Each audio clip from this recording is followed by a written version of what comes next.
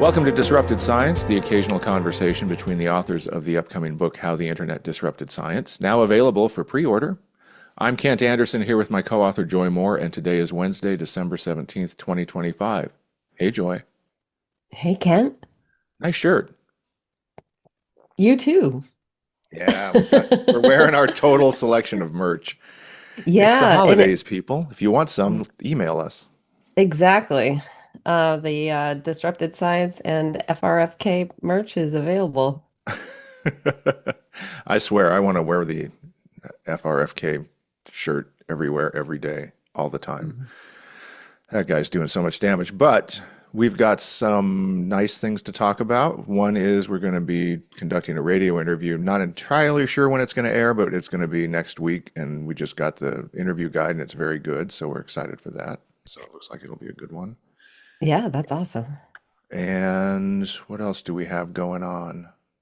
Oh, and then we had a post today that once again, I've learned that watching Boston Bruins hockey leads to late night blogging, apparently, because things get going and they come out of nowhere. And luckily, I've learned to blend the two. So I learned to, do all the things that you need to do to write a fairly, I hope, decent blog post or newsletter post, whatever.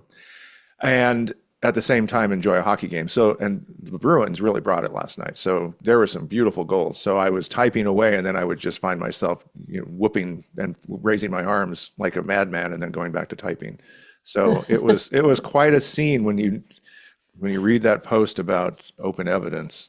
There was a lot going on behind that. Yes. You were pitching in stuff, and the text stream was going fast, and the hockey, hmm the boarding. There was a great, nice, intense game, and yeah. So anyhow, Yeah, and there's a story behind every post.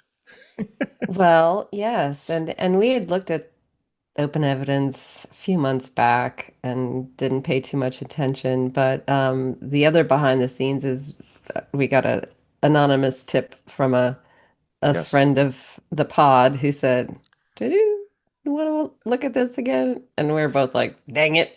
Yeah, they pulled a thread, and it just kept coming. But that's the problem that we sniffed out remains in the product, which is that whatever you put into it, it comes back with forced and false authority, right? hmm And that's, I think, a gambit that has to happen for investment level products that are trying to get big money out of deep pockets. They have to look like they are delivering answers when science doesn't really deliver answers, it delivers findings and claims for other scientists to use to do more science. That's what science does. So it's just a total mismatch, and it's a bad product and it's bad software and it should be taken off the market in science, Well, in my it's opinion. yes, I agree with you on all those points. And it is another example of um, let's just see what AI can do. Right. And the product isn't really a product. It's not a product that anybody needs. There are evidence-based medicine point of care resources that have been very carefully curated. Hmm. And so this is just another example of a venture capital backed tech company trying to get more traction in a space that looks lucrative. Hmm. And the fact that it is based on users providing their NPIs is the dead giveaway that this is Hmm. a data collection system. It is not a answer Right. providing Right. product. If you aren't paying for the product, you are the product. But let's get to the core theme of today, which is that scientific publishing is in a double bubble, OA Mhm. and AI.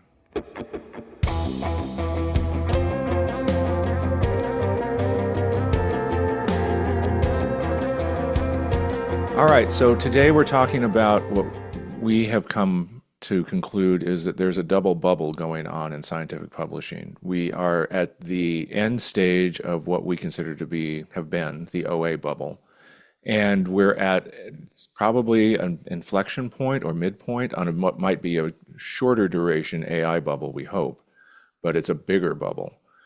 And we want to talk about sort of how one led to the other, how they Hmm. interact, and where we think things are going from here. So, but we've and Yeah, other people have been talking a lot about the bubbles. they've been t a lot of people have been talking about the AI bubble, and it's getting a lot more mainstream, as we've all seen in the different news coverage and you know and uh, thought leaders and things like that. But there was something that came up the other day when I was listening to Kara Swisher's podcast and she interviewed Sam Harris about just kind of what's going on in tech and things like that. And I'm not a super Sam Harris fan. But, I've followed him over the years.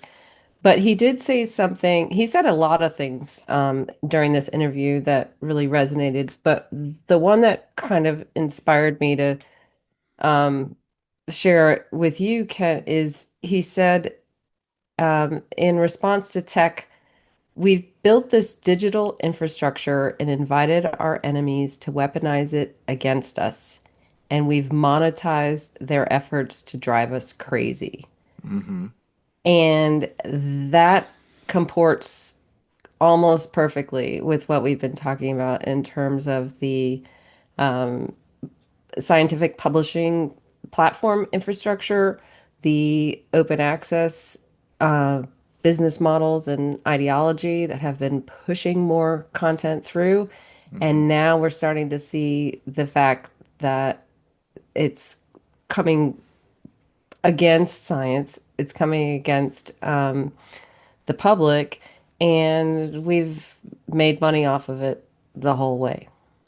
Yeah, and that's the most shameful part of it is that people have been undercutting and been participating in the undermining of science for money for years through the OA movement, and the tolerating predatory publishers. And I was thinking earlier today that if I hear someone use a sort of a triggering phrase for me is going to be just another, right? It's Oh, just another business model. And I'm sure yeah.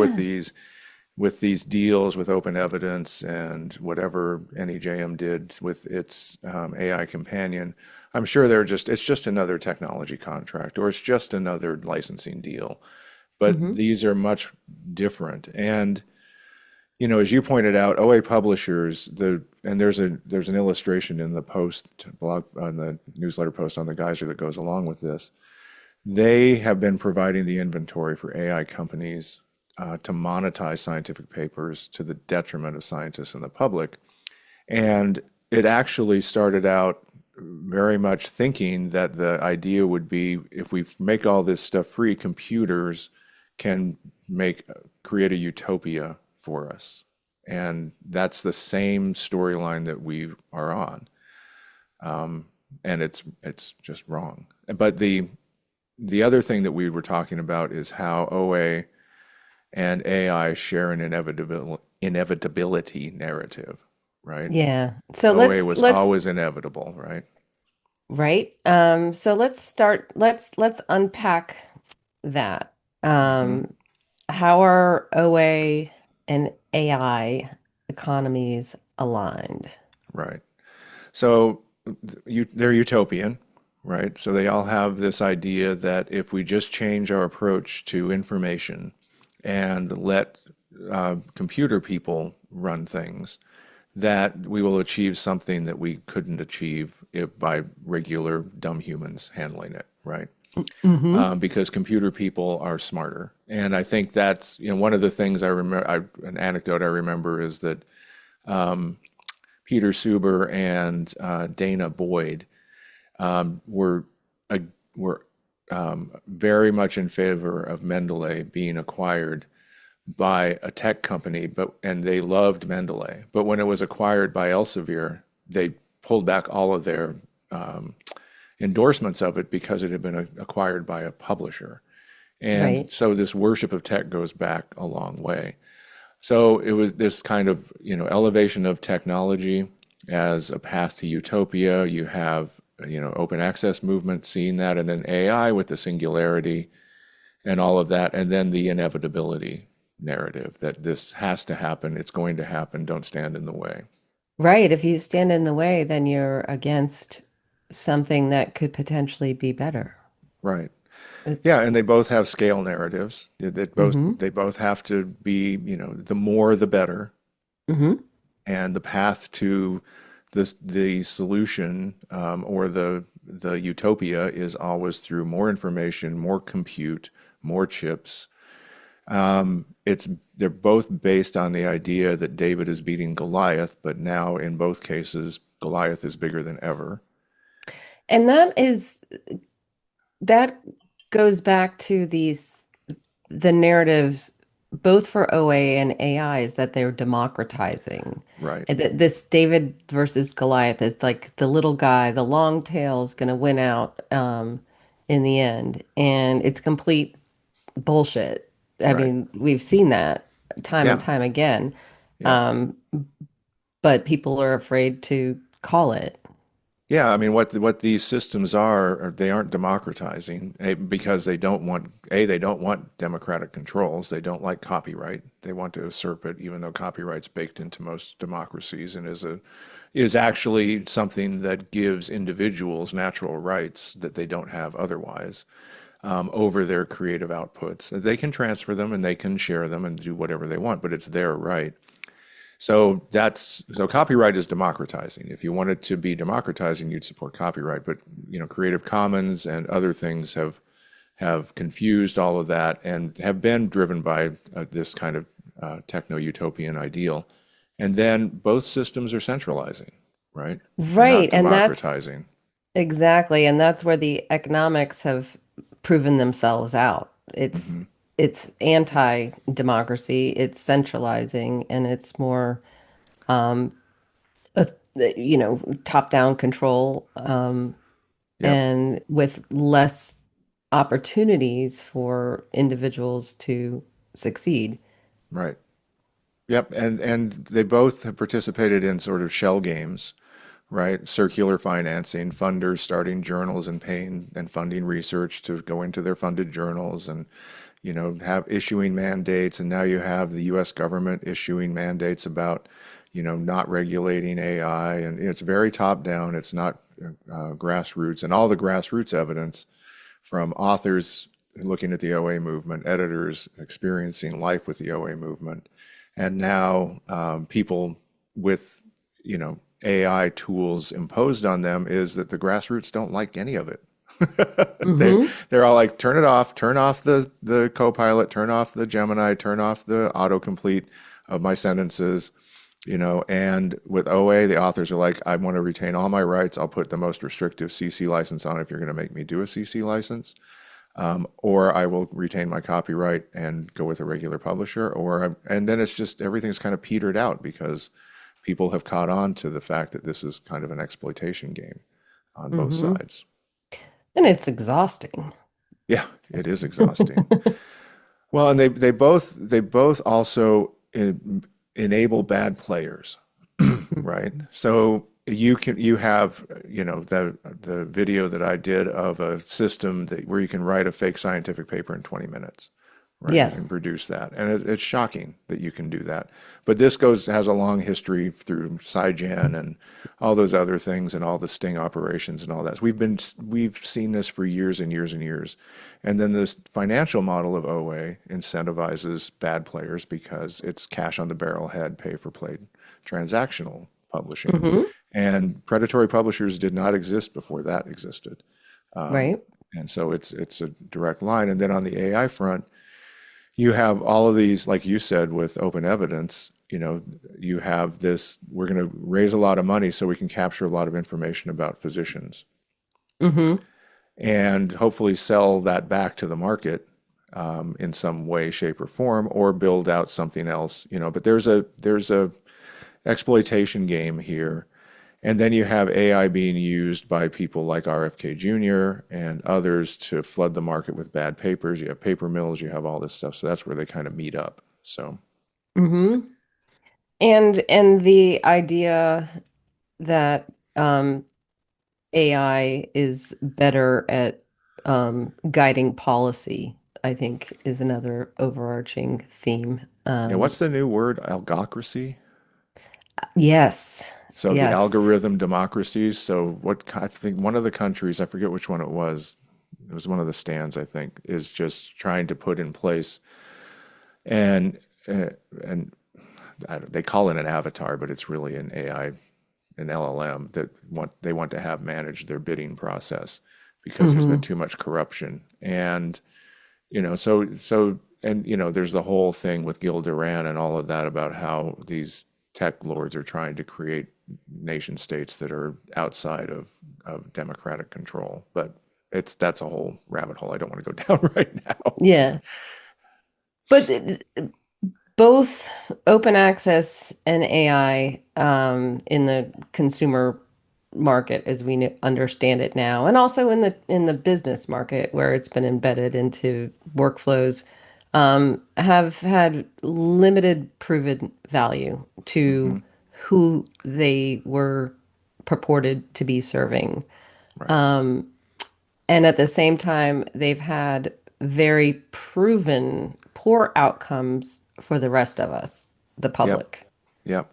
Well, one thing, another overlap comes to mind. There was just a story about, two crystallography papers that were published in Nature journals by Google, and they were claiming that they discovered, thousands or millions or whatever new crystal forms, right? Yeah, just because they were just sitting around going, how can Yeah, we let's find some more crystals? Let's yeah, put it push a into button our and say in computer.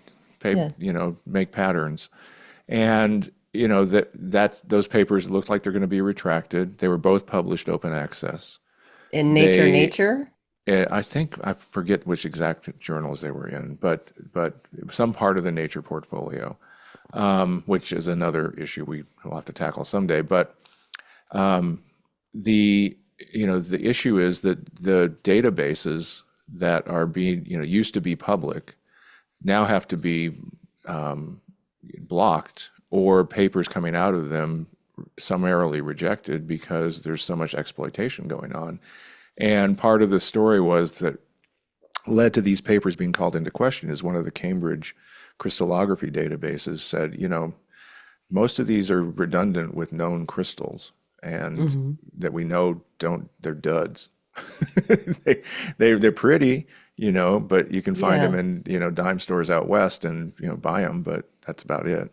So, But I guess you could, I don't know. If you are an editor at Nature and you got a paper from Google saying we used AI to discover something no man has ever discovered before, you'd be tempted to publish it, because what if you didn't? well, that's the pornography of doubt that you noted, right? So there's hmm what if AI is great? What if OA does lead to a utopian world in the future? What if? And I think that, that's okay. But, it gets back to, claims have to be backed up by evidence. And the more radical the claims, the stronger the evidence has to be. And so I think that's where we get back into science should be, as a process, re-embraced as, okay, prove it. You hmm know, you're making these claims, prove it. And OA could have been, you know, brought out as, PLOS could have brought it out and everybody could have said, okay, well, it looks like you're making these open access. Let's see, we'll wait 10 years and see where you are. And by that point, they would have gone to bulk publishing and they would have seen financial straits and everybody would have gone, it doesn't work that well. And the papers would have been evaluated, more cautiously and probably seen to be second or third tier papers. And you're like, I don't know that open access experiment's working that well, right? Same with hmm AI. You don't need to, bring these things out into the world, but there are financial incentives. And that's Yeah. that's the reason they both were rushed through the markets, was to make as much money as possible. Right. Inventory is inventory, whether they are papers or GPUs. And so now we find ourselves in the situation where both open access and AI are enmeshed economically, Yeah. which is a very curious place to be Yeah. and potentially dangerous. So let's talk about that. Yeah. So, I mean, the past 2 or 3 weeks have been just wild on that front with, things that, especially with the top tier journals, it's so disappointing. I know you and I both have long and really kind of treasured histories with JAMA. I mean, we both really love that brand Mhm. and go back far with it. And to see it stumble like this in the AI era is painful. I mean, it really Mhm. is. And the same with New England Journal of Medicine. I adore that place. I've always Mhm. thought very highly of them. And then they go and not only stub their toe, but basically, fall down the hill and keep tumbling. And it's like, stop it. Just pick yourselves up, dust yourselves off, and get back to what you did so well. You were very good at that. Well, But especially in this era when these trusted brands are needed more than ever to exactly. counteract craziness. Right. Um, and so, Yeah, they've really abandoned their posts for the sake Mhm. of pursuing AI fantasies. And I also wonder how well anybody at those organizations really understands LLMs and what they do and what they don't do. I Mhm. mean, they're text extruding machines, right? Yes. Or as Emily said Emily and magic, Alec, magic yeah, beans. magic beans. Just, That's their new word for it. And I did a little bit of research. You know how they have the sparkle uh-huh. icon? Yeah, what's So that about? yeah, so it has a whole legacy, and this graphic designer did a nice write-up on it. And I'm so grateful to him, but I can't find him anywhere to ask him. I kind of interview him about it because it was really great. But the sparkle icon used to be associated with cleanliness, right? So Oh, yeah, so like like a lot Mr. of brands in the Mr. 50s. Clean's little like Yeah, glint and in his Phil and eye. Philips, Philips used to have like a spark. They had the sparkles, and then Subaru has the Pleiades. That's Mm, what Japanese word for mhm. the Pleiades is Subaru. So they have the stars, but that's directly related. It's not metaphorical, right? Um, but for the metaphorical part, first initially it meant cleanliness. Then it was appropriated by technology to mean magic. So you Mhm. would have it a sparkle icon for like clean up this photo or remove, Oh yeah, yeah. noise from this recording or Mhm. whatever. It's like the magic button. Yeah, in Photoshop, that's that little magic button, which I Yeah, you didn't remember. really understand enough how to use it, but did things, and I'm like, okay, that's better. Right. And so now it has become the kind of, you know, graphic design motif for AI, which is more magic, right? It's just magic. You don't need to understand it. Yeah. You just let us. You just don't worry your little head about this. We've got it. It's a any sufficiently advanced technology is perceived to be magic, and this is our magic. But I hate to tell you, technologists, it ain't that advanced. It's a big bag of Scrabble tiles, and one of the questions I have is, for the publishers listening to this who have licensed content into these systems, so all of those words get tokenized, right? I'm thinking about that study that is in open evidence about fluoride and IQ. And Hmm. let's say that, like all the experts are asking them to do, that JAMA finally retracts that very bad paper, right? Hmm. What happens to it in open evidence if every word has been tokenized? Do they actually have an audit trail to where it came from, where every word came from, and how it's weighted in the system? How do you actually extract a paper How do you from an AI system, an LLM? Do they how do you know? how do you kill magic beans? Is there You got to chop down the whole vine. That's the story. That's the only way you kill the giant. You right? got to just chop down the whole vine, people. And that's what we're saying. Just chop down the whole vine. Okay. Yeah. Go back to you got the, and you don't even have a golden goose. The eggs are fake. So, but they're little plastic eggs. It was all a ruse. But this is the issue, right? So you've got LLMs have learned how to. They've been taught various forms, and they've had various output structures put on them to make them look more authoritative than they actually are.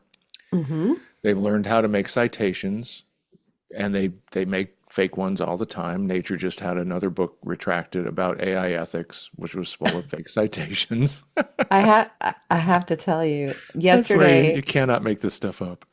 I know, but what to add insult to injury, just after we were looking at that book, Hmm. the Springer Nature Google ad for their AI books followed me all over the internet yesterday. And that book was number one, and it was still at $169, and all the other ones were discounted for Christmas sale. Oh, Lordy, I feel so bad for the staff there. So many bad decisions being made. But then you have, you know, uh, libraries are licensing big packages of books and journals, but they're AI pigs and AI pokes. They don't know how much of that content is legitimate, how much of it is going to be pulled. And there's so much that it Mhm. doesn't really matter, but they can't evaluate it all. They're just buying what they think they need to buy. So the Or commercial, oh, or go ahead. even or even not buying it, just ingesting it, because Right. that has been part of the entire goal of to get more content into libraries to scholars and students at the lowest possible price. Yep. And so it's not just, are we getting value for money? It's they're getting flooded with stuff that is free and they don't know Right. whether or not it's any good. Are we getting more? They're just getting more. Yeah. Yeah. And that gets back to how this all kind of intersects. It's like we've become a quantity-based information culture instead of a quality-based information culture. And because of that, and because there's so much out there, and you don't know the provenance of what an LLM has ingested, how much of it is their own bathwater. I mean, Mhm. this is just becoming, you know, very risky to a record that is supposed to be something you build upon. And the more that's out there, the more is getting clicked on and getting cited, which is continuing to bump it up again. Yep, it's a vicious cycle. So, and the answers are inadequate, right? It's always, we just need more content, or we need more AI, or we need more computer systems, or we need more, Or, whatever. It's not or, never, the answer is never just, let's just stop. well, no, but the other answer that is all too common now is, oops, Right. we'll try harder. Yeah, well, it's the old Facebook playbook, right? Yeah. It's yeah, oh, we'll do better. We'll do better. And it's like, no, that's the Silicon Valley path to ignominy. That's how you're going to become like one of those people that will We've never, we've never we've recover your reputation. right, we've invested in our safety experts. Um, Right. and they're out there patrolling the Yeah. perimeter to keep I all the bad stuff out. They're not. It's not a That's right. thing. Yeah, we're the police, but we've hired another police force to guard us But because because we're we're so paid, bad at being police. but we're paid for by the criminals. So, That's pretty much right, actually. But let's talk about where we go from here, mhm. because these bubbles, you know, seem to be deflating. And, we've had the OA bubble has been deflating for years, right? Yeah, I think you and I can admit that very freely. I don't know how many others would, but all the signs are there, right? Right. Yeah. Plan S is basically a failure. Funders have pulled out. Gold OA is condemned by even the advocates of it as being problematic. Well, because Publisher, they're trying to, so the funders are pulling, Planis is failing because it was a it was doomed wild from the start. idea. Yeah. Yeah. The funders are pulling out in favor of preprints, so they don't Right. even have to participate in Yeah. the publishing. Yeah. It's like if you don't And care, we won't care more. right. Yeah. We won't Um, care harder. yeah, yeah. And we have more money. That's Um, right. and gold OA is condemned by many because it isn't it isn't sustainable, but the alternatives that are being promoted are diamond OA. Yeah. So Yeah. yeah. But as you and I noted when we looked at a couple of publisher financial statements recently, and their publishers are quietly returning to recurring revenues. They're kind of like, Mhm. you know, "Okay, we're not going to make a big deal out of this." It's like my favorite story about McDonald's is when they gradually reduced the sugar and salt content in their food to help with America's, you know, blood pressure and diabetes problems. And they never told anybody. They just did it. It was a huge public health intervention they never told anybody about. And I think the publishers are doing that with OA now. They're kind of like, let's just gradually shift to a healthier diet and reduce the blood pressure a little. But are they're not doing that for public health. They're doing that for No, they're doing it for good business reasons, right? right. Yeah. Yeah, I wish they were as socially conscious as McDonald's. That's how bad it's gotten. So, and then you have the NIH public access policy. Right. Again, just to reiterate, NIH has traditionally provided, what is it, 45% of the global research Hmm. funding. Right, Um, and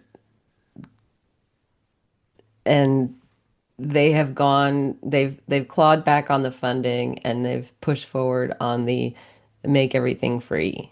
right, right. And also they're lowering standards. They're eliminating outside peer reviewers for grant applications. They're basically bringing it again. It gets back to the centralization mode, right? These people are Hmm. trying to centralize science in the hands of a few relatively, well, not relatively, purely corrupt people Yeah. who aren't, you know, have agendas and aren't about supporting scientists, but usurping them. So, and then, you know, the flattening of OA has been pointed out by a number of analysts, Delta Think and Rick Anderson and others. Disclosure requirements What around do you what do APCs you are mounting. Oh, sorry. what do you mean by the flattening of OA? Well, the line is not as steep as it used to be. It's starting to either flatten or go down as far as the percent of papers being published OA. Gotcha. Yeah. So, and then, you know, there are more You could also disclosure say requirements. maybe Oh, it's sorry. hit a wall. Yeah, hit a paywall. Yeah. There are more disclosure Hopefully. requirements coming out with COPE and one other group in Europe, I think. Hmm. And, you know, like you said, preprints are being promoted as self-serve alternatives. And yeah, it's just it's feeling like end stage OA in a way. Hmm. You know, they're running out of ideas. Diamond is not sustainable. S2O is not, you know, not going to be a big deal. And, you know, all the problems are right in front of our face. So it feels like end stage OA. It feels like that's going to continue to deflate. How quickly? I think it'll be gradual. But then we have the consumer AI bubble, right? Yes, and that's getting more and more press every day. And the the broader economic of how these companies have been working are becoming more and more, you know, talked about. So the parallels are clear. Right, right. But you have a bunch of circular deals. The Ronnie Chang bit on The Daily Show was absolutely fantastic. One of the best graphics of circular finances ever. Yeah. And how hurt he was that nobody knew he was the villain in Megan was also totally awesome. Ronnie Chang, we love you. You're one of the best. That Daily Show cast is just one of the best. But you know, Ed Zitron and others have been pointing out, you know, they not only call it an AI bubble, they're calling it an AI black hole because Hmm. it is such a huge part of the economy that when the event horizon is crossed, it's gonna suck a lot of things into it and a lot of 401ks as well. But you have unsustainable chip sales, you have chips that are aging out because of planned obsolescence. You have the circular finances. You have no strong consumer uptake. You have desperate maneuvers and various kinds from state actors and commercial actors. And then the harms are outweighing the benefits. Yeah, we can see the bad parts of it. Just like with OA, we can see the bad parts, but we don't have evidence of the good. Right.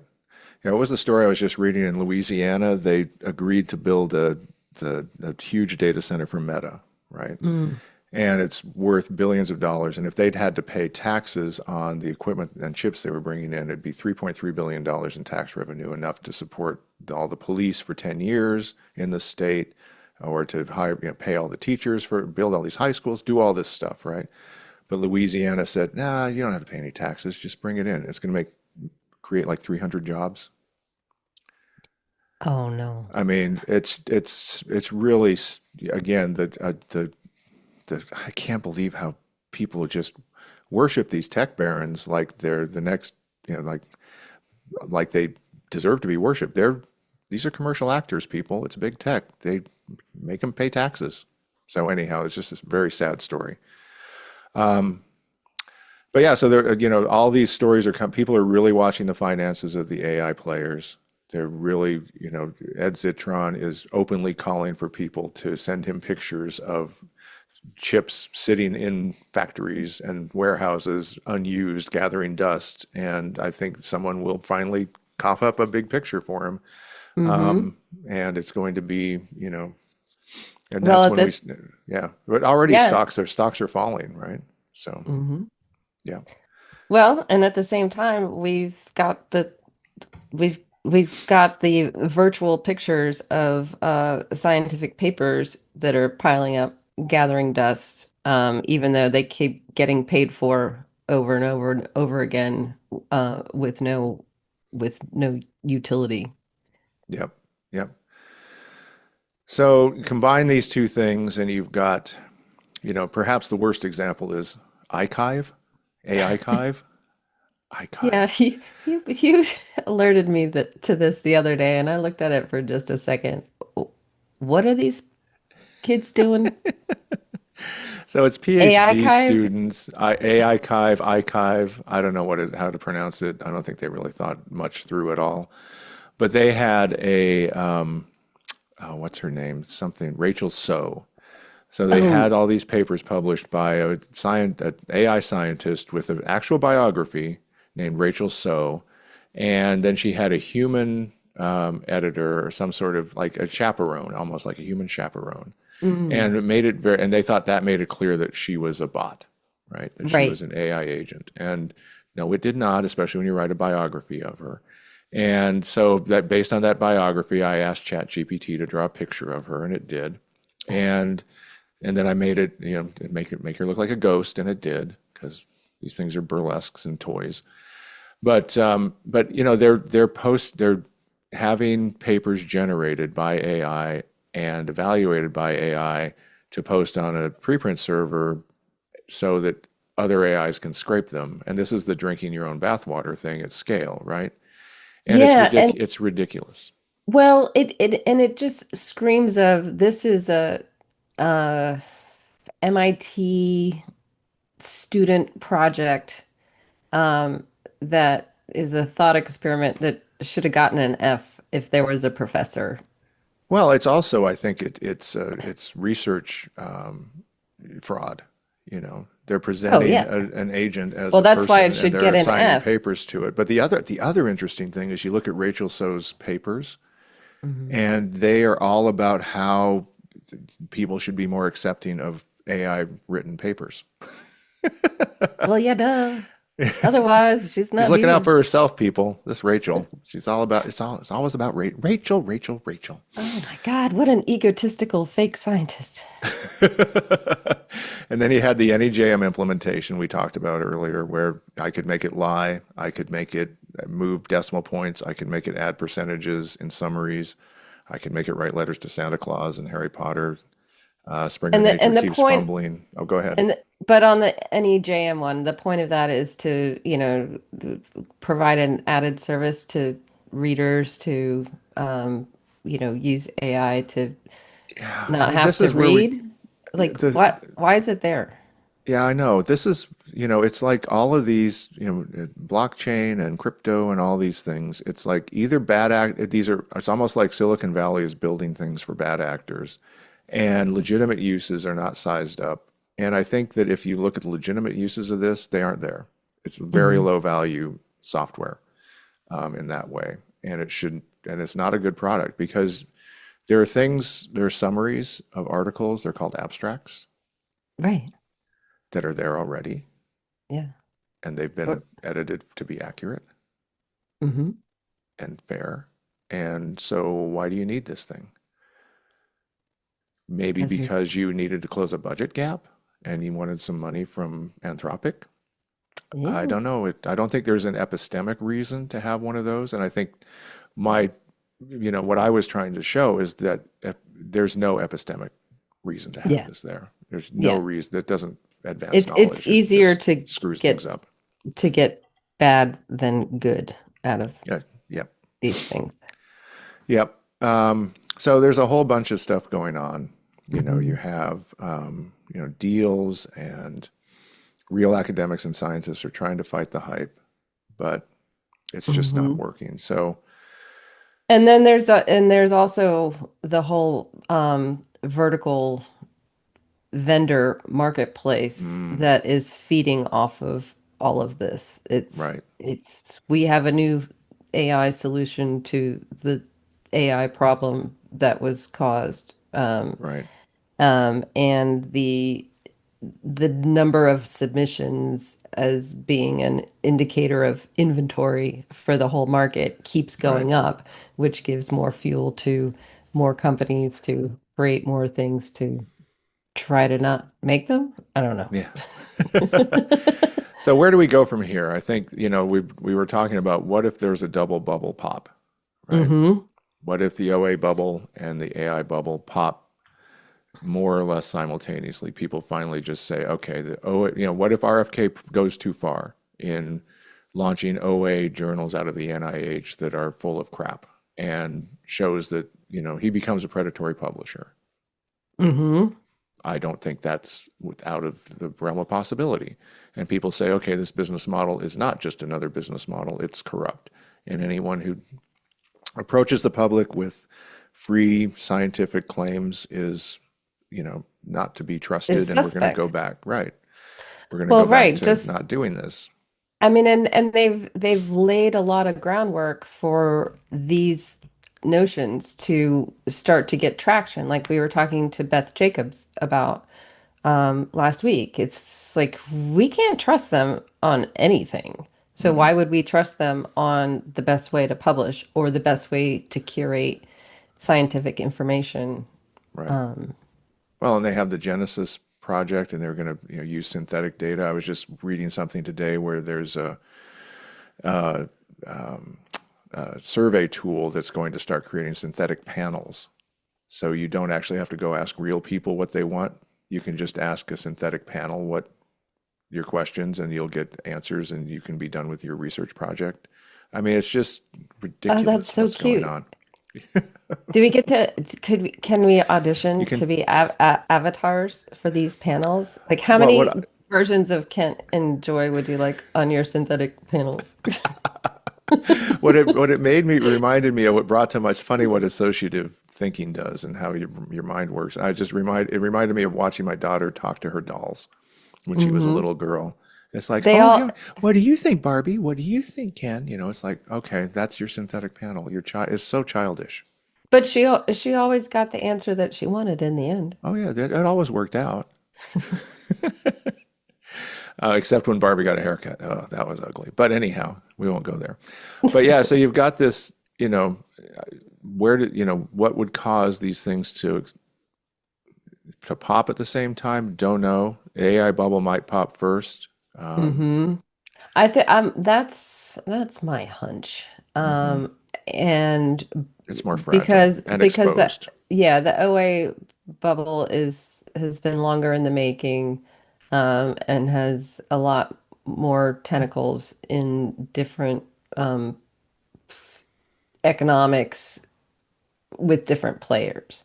Hmm. So it's not like it's going to get popped all at once, but I can definitely see that the people who are in that game are going to double down Hmm. while they can, because Hmm. these are the short-term gains. You get to cash those APC checks and continue to create your inventory Yep. for somebody else to deal with down the line, should that need to happen. Yep.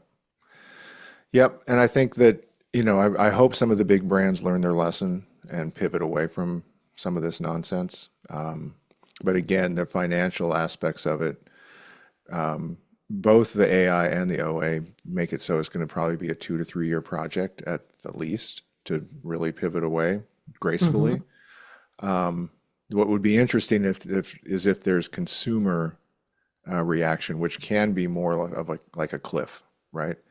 If Hmm. everybody says, this, paying to publish is gross and we're not going to do it and it's unnecessary and you do your job and we're not going to pay you to do that. And so by consumers, you mean whom? Authors. Yes. Yeah. If authors just, and I think they have been, that's part of the reason I think the curve is flattening, is authors are starting to say, why am I paying you to evaluate and publish my article? Or why am I going to this, my hunch that OA journals were second or third tier was right. Hmm. Or the APCs have gotten too high, or, it's But not I don't, working. for the authors who are really going to care, I don't know that it has ever been about the money. It's been Right. about, am I contributing to something good or am I contributing to something bad? And it used Right. to be, if I published in the subscription journal, that I'm contributing to something bad. And Hmm. the difference now is by publishing open access, you're contributing to something bad. Right. Well, and we've seen a lot more editor rebellions over OA pressures, quantity pressures, and the pressures to accept second, second and third tier papers in order to keep the flow going high. And so I think there's, resistance at that level too. Hmm. So it'll be interesting to see what happens. But I think we're in a bubble, a double bubble. Well, and we can see in the short term, there's a lot more pop-up publishing going on. Hmm. Spin up new special issues on certain topics. Let's launch new journals, especially Right. in the Pay to play review journal review space. journals. Ugh. Oh, Don't do that. we, I don't Don't even do want it, to go Springer there Nature. today. Stop. It's too much. But Yeah, I and want to then pause on that one for just a second because okay. there's not only what Springer Nature is proposing to do, which is they're starting a pay to play review journal, which is bad enough, right? Hmm. But the permissioning that creates across the market is 10 times as bad because all the light bulbs are going off in all the predatory publishers.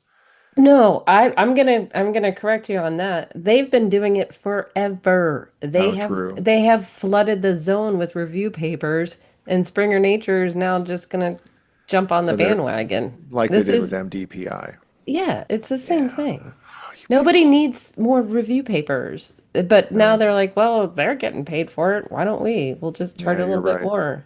You're right. Uh, what happened to the brands we used to admire? But So all of sad. this goes to feed into how a lot of the big publishers have been rebranding themselves, Hmm. especially with their shareholders. Is they're not calling themselves publishers; they're calling themselves tech companies and data brokers, and um, and that gives them, I think, marketplace permission Hmm. to not participate in the publishing standards that require doing less. Right. And so part of all of this is to justify creating more and diversifying what you are as a company. Yeah, and I think that's part of the research integrity game is they've pushed them. But research integrity used to be core to these companies. Now they're saying It, it's peripheral. well, It's an afterthought. Well, I guess it is when you have to create a department and call it that when it used to be everybody's job, Hmm.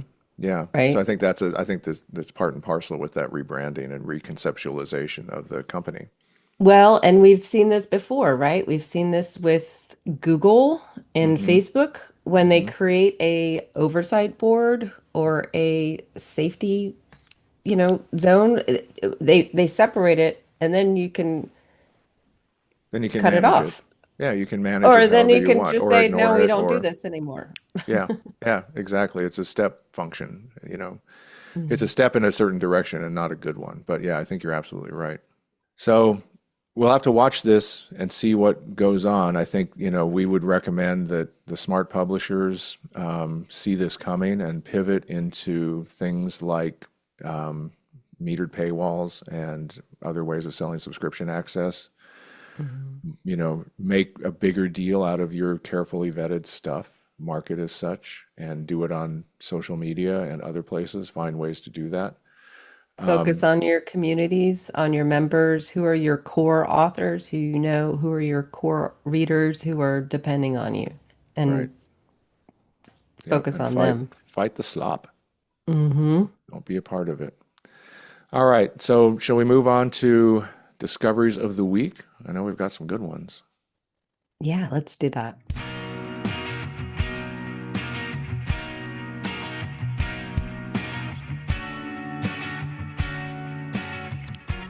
All right. So discoveries of the week. I'm gonna go first because I got two. Is that okay? Yeah, go ahead. Okay. So my first one was that I rediscovered yet again. I keep rediscovering this, and I love rediscovering it. That bookstores are the best book retailing experience you can ask for because there's nothing like wandering the shelves, browsing the subject areas, seeing book covers, interacting with books. I always discover a book that I didn't know existed, and I always find one that I just it's just so nice. It's Hmm. just so pleasant and it's so instructive. I went to the science section of our local bookstore and I found so many science books that I didn't know existed, Well, even though I'm on Amazon all the time. that's what I was just going to say. The physical organization for human beings in person, um, is that's the curation Hmm. that we need Hmm. cognitively, you know. Yeah. Yeah, and what's front facing, what's spine facing, and what's on the display tables up front, and what's Hmm. kind of tucked away, and which covers kind of beckon to you for whatever reason, and then it's a great it's handling the book. I'm a big fan of book manufacturing Hmm. technologies. I love jagged paper, and I like good book you know slip cases, and I like really high quality paperbacks, and I love all that stuff. So it was just a great experience. So that's my first discovery. And the second makes me sad because it's in the process of mourning the murder of Rob Reiner and his wife. You reflected on all the great movies that he made: The Princess Bride, A Few Good Men, When Harry Met Sally, Stand By Me, Misery. But in the midst of that, I discovered a delightful little nugget, which is that he co wrote the first episode of Happy Days, which I didn't know. I I didn't know that. I thought I didn't was that before or after All in the Family, or It was was it after, around it the was coming same out around the time? same time. I think he was Yeah. coming out of All in the Yeah. Family and starting to, Hmm. become a bigger deal And find as his an own artist. voice. Yeah, Yeah. yeah, yeah. But it's definitely pre-Spinal Tap. I mean, let's be Mm. clear. Well. But I mean, what a, creative and lovely person, and a very sad event. But it would, you just all the things he contributed to our shared consciousness, and the speech in A Few Good Men is still, I mean, that's going to be quoted for decades. Because and maybe that should be our mantra. You can't handle the truth. You know. But anyhow, so those are my discoveries of the week. Well, this morning's episode of the New York Times The Daily podcast focused on Rob Reiner, and I thought they did an excellent job. Mm. and it was mostly you know, about not focusing on how he died or why, but more about who he was. But there was some really good background on kind of his career and what he had achieved and why his movies are so resonant with us as viewers, even though they were not critically acclaimed at the time. Hmm. So I thought that was really fascinating. Yep. All right. You have one? I do. Um, so I I play the New York Times. Speaking of the New York Times, I play the connections puzzle. It's Hmm. pretty much the first thing I do Is when that the I wake crossword up. puzzle? Nope. Nope. I Nope. don't know this one then. Okay. Okay. So Connections is it came out a couple years ago, and the editor author is just a fascinating person that I'm so curious about how her brain works. But so it's a grid of it's 4 by 4. So Okay. there's 16 words or phrases in a square. Okay. And your job is to create four um, four tiers of connections between these 16 words. Okay. And they are ranked by there's a in terms of difficulty of how these four terms are related. Okay. Okay. So it could be something super easy, right? It's Right. like four things that are clearly baseball, or Right. it could be something very hard. It's like these all have if you take off one letter and replace it with another, then it's going to mean something else. Right. Um, and so it's a cognitive, it's a purely human cognitive exercise in wordplay, associations, and just kind of organizing things in ways that you wouldn't necessarily get at first glance. And so my discovery is that this last week, the New York Times uh, published an article from an engineer who is trying to use AI to crack this game, Hmm. and it can't. Um, Beautiful. there's no way to teach an LLM to understand the very intricate nuances and fascinating and also funny. Like there's a lot of Hmm. humor in it as well. Hmm. And it's these little delightful, like little things that just go like, oh yeah. Um, Well, if you and ever so, talk to the editor of this, I'm curious to know if it's she, right? If mhm. she was inspired by the James Burke show called Connections, which was a science show from the 70s and I think, 80s. right, this came up recently. I think there must be. Um, So I'm just going to end with a quote from the article that says, Connections is a game made by humans for humans with a point of view and a sense of humor. The ability of our minds to master this craft is due not only to language, but also to our evolution as a species. When it comes to tasks like word association, our 3 pound brain can still compete with a 1 million pound data center. So And beat it. I can make it write letters to Santa Claus. not even, yeah, not even compete. We can We beat can it. trounce it. We can trounce it. That's a great one. I'm gonna have to try that game. That sounds like a lot of fun because I love that James Burke show and I love Hmm. teasing out these kinds of things. Is great. That you do it when you wake up. Yep. That's why you're always a lot smarter than I am by 8 a.m. Dang it. Well, and then I I gotta do, catch up. Your well, then secret's I out, do, Joy. and then I do the connections, and then I do the spelling bee, and Okay. then Then I'm you're good ready to go. to read the news. Sounds like a good way to wake up. All right. Well, thanks for tuning in. We are heading toward the end of the year. We're going to take next week off, and then we're going to do a wrap-up show on New Year's Eve. So we'll wrap up the year. It's our first season. I think we've done 32 or 33 episodes, something like that. Can you believe it? Unbelievable. Hmm. And great guests. Yeah. So we'll do a little recap at the end of the year. Thanks to our friends at Provoke the Truth for the music. And as always, let us know what you think. If you want some merch, email us. We'll be happy to work with you on that. You can also keep up with developments at the Geyser, where you can subscribe to support our efforts. And you can reach us at disruptedscience@gmail.com. We'd love to hear from you, and thanks for listening. Bye.